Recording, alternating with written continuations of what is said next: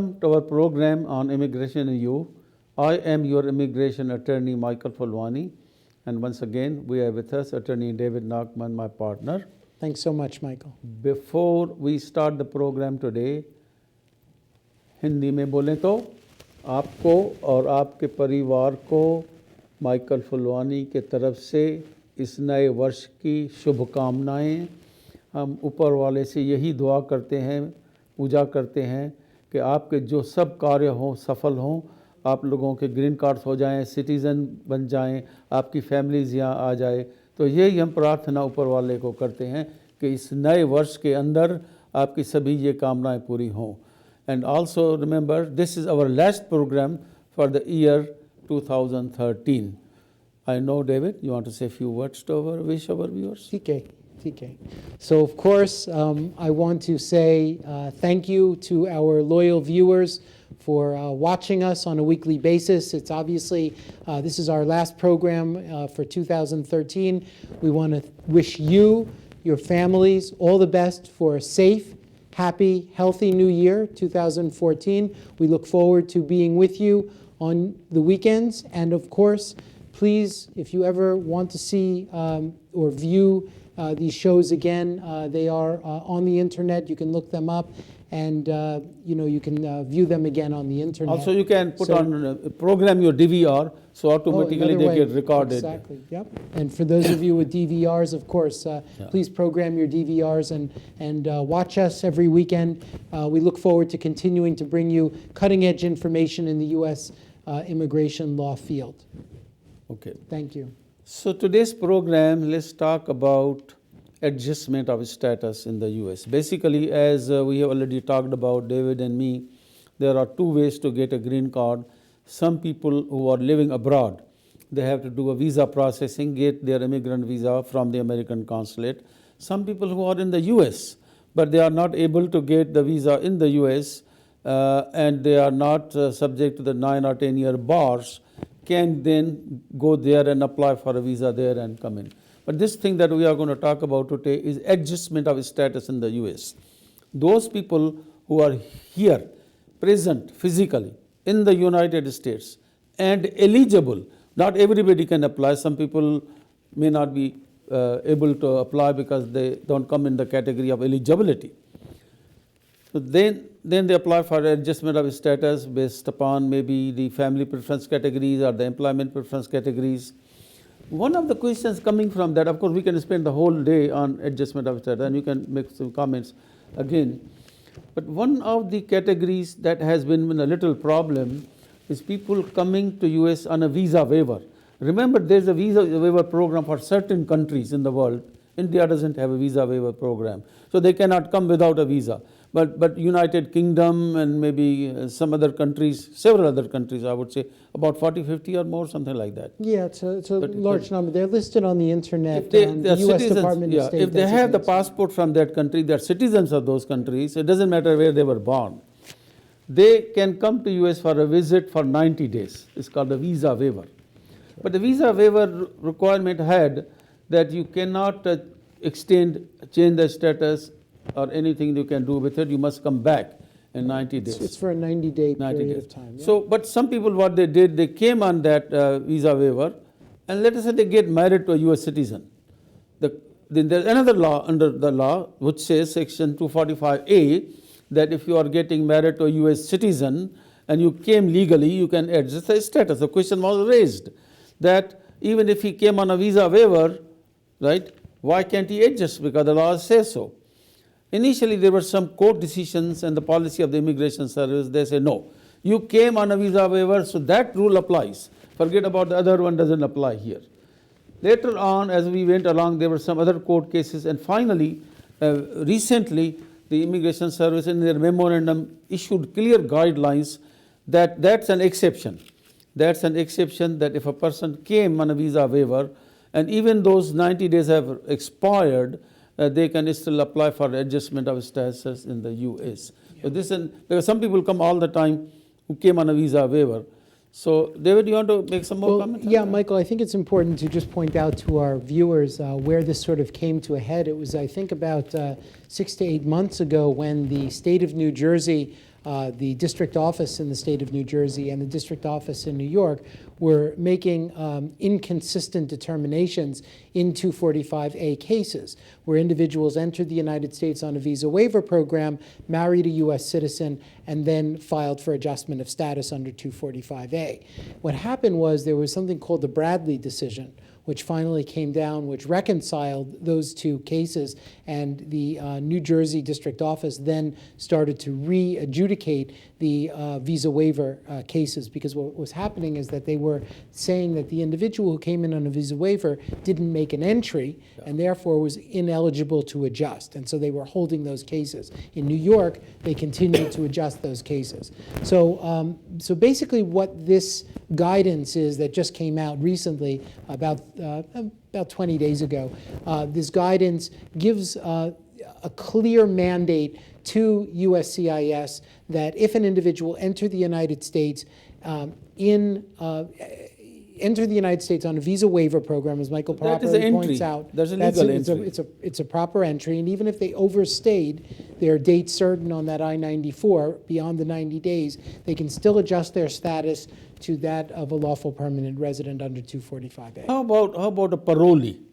Remember, a person that came here and illegally, right, and was is not able to adjust their status. But in some cases, I heard or saw that if they were able to get a permission to travel, Correct. and they came back, Correct. and they could not, they have to be paroled in because they Right. could not be had a visa. Well, that was the problem, Michael, that we were facing with DACA and also with Yes. TPS, and these individuals who were able to, they didn't have status in the United States, but they were able to obtain travel documents, would travel outside the United States because they were allowed to get the travel document incident to the TPS or to the DACA status, travel outside the United States, return, and then, of course, they come in as a parolee. Once they've entered as a parolee, then what they're able to do is they're able to move to some form of adjustment depending upon whether or not, let's say, they marry a U.S. citizen under 245A. Now, that case is called Arabelli, and that gave the ability to adjust that status. So that my question was, I think Immigration Service has kind of accepted the Arabelli versus Arabelli. Yes, still, absolutely. As far as I know, it's Yeah, yeah. so it's good for TPS. It's good for AOS. So if you have an individual who travels and then re-enters and then is paroled in, and also for DACA. I've actually.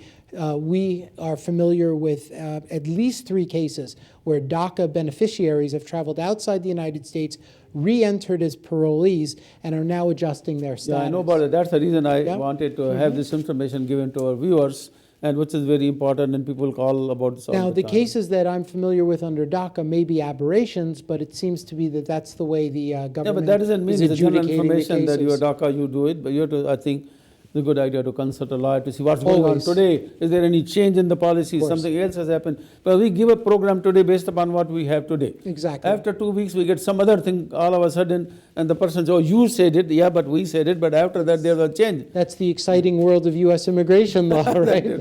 Also, one other thing I want to say that there's another good news in a way, the I-130 petitions for immediate relatives. You are a citizen, you got married to a girl in India, you file a petition, I-130. The I-130 sometimes was taking for about a year or so, or 10 months. So now the policy has changed.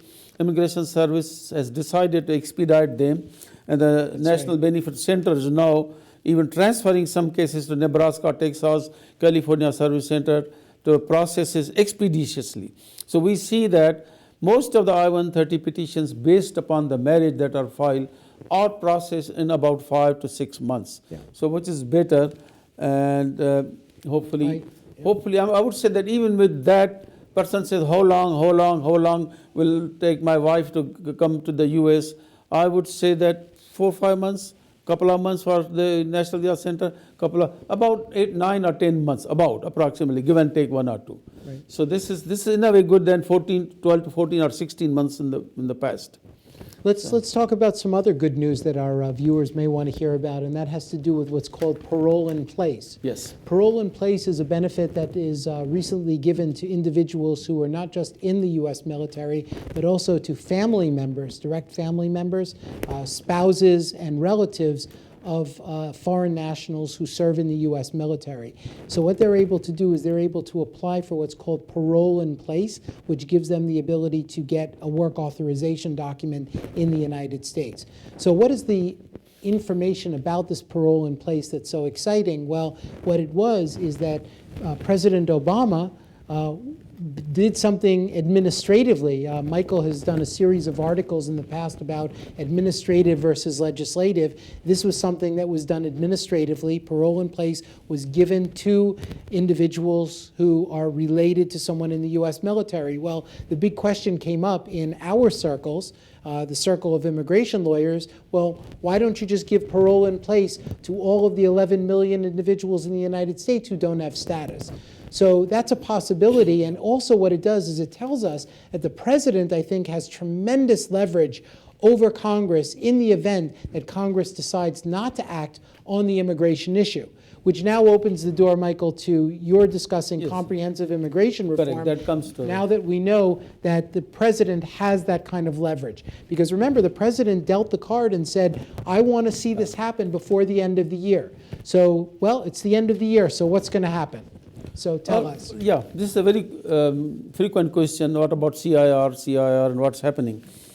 Now, let me recall some of the facts and then what I think or what we should be doing. The Senate, as you know, we have been talking about, the Senate did pass the bill S-744, which has all those factors giving legal status to illegal aliens, reducing the waiting times of family members, and many other changes. Yeah. However, a little hard on business, but we can take the good with the bad. Yeah. Then the House, there's a bill introduced is HR 2131, which just makes the changes on the Senate bill. And again, it has not even been in the floor of the House, no voting, and it's just waiting. Well, to see Borner what said he's not going to vote on a comprehensive package. He's going to give it piecemeal. So that seems to so be that's the position. yes, I'm good. That's a recent developments that I think they realize.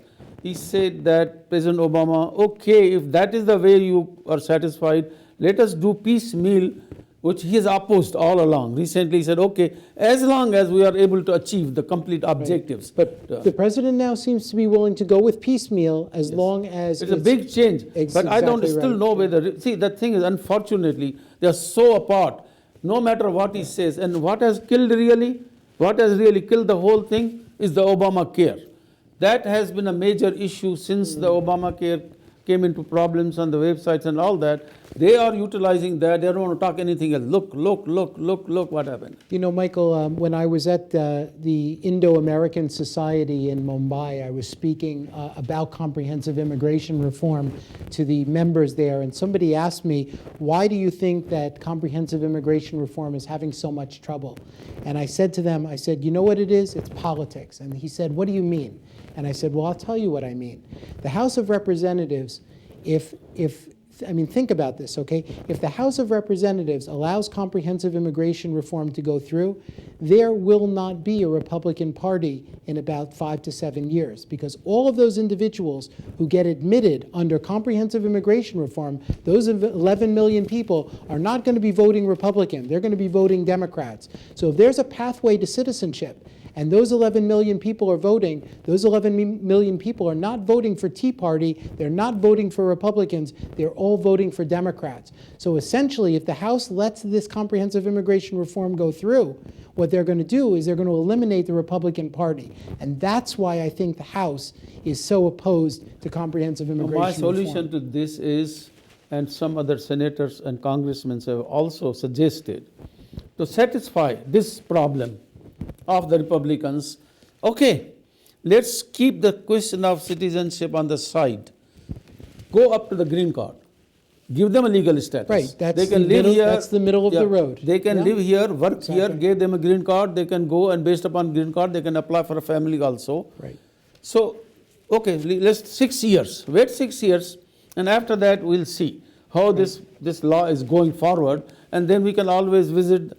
Which, in my opinion, if push comes to shove, I'm saying, I would personally say, okay, give them a legal status, stay legally, work legally, and basically get a green card. Right. In the end of 6 years or whatever. and then we will see it's okay, because we have how many times we have passed the law, and after 6 months, 1 year, 2 years, 5 years, 10 years, we come with a different law, change the law, amending the So law. I'm not opposed to that. I'm just going to play devil's advocate that the problem with that type of a scenario is the same one that we had many years ago when CIR was on the front burner. And that is that we're going to end up, unfortunately, with those 11 million people having a rental mentality as opposed to an ownership mentality. We want individuals to be in the United States and to be secure in knowing that they're going to be able to be here and stay, and they're going to put down their roots, and they're going to help build the infrastructure of the United States. We don't want a rental mentality where individuals feel that they're not going to be staying here, but that they're going to be here temporarily and then leaving. So that's, I think, Actually, the it other could side of hurt the also coin. Republicans in the long run, that if they take this kind of very strong, position, they are likely to lose even more votes from the minority communities. And going forward, the population, our population of immigrants is growing. I say in another 20 years, the majority of the Americans will be non-whites. Well, take a look at the Hispanics. Same thing. Yes. Yeah. So, Yeah. okay. Yeah. So as I a, think we're just running out of time, though. Okay, go ahead. I'm sorry. we are running out of time. Very quickly, I'm saying that majority of the people in this country, majority of the members in the House, they like to get the bill passed, and people are very much frustrated. And it's time for the Congress to pass the law, whichever way it comes, It whether needs to happen. broken parts or comprehensive or whatever changes. Sit down together, talk about this, make a bipartisan approach, and pass the goddamn bill. And let's Exactly. get going. I'm with you. Happy New Year, everyone. Thank you for watching the program. Sorry I got excited That's as usual. okay. That's when you all talk good. about comprehensive immigration reform, I get excited. It's all But good. David, thank you very much, and thank all of you for watching the program. Happy New Year, everyone. Thank you. Take care.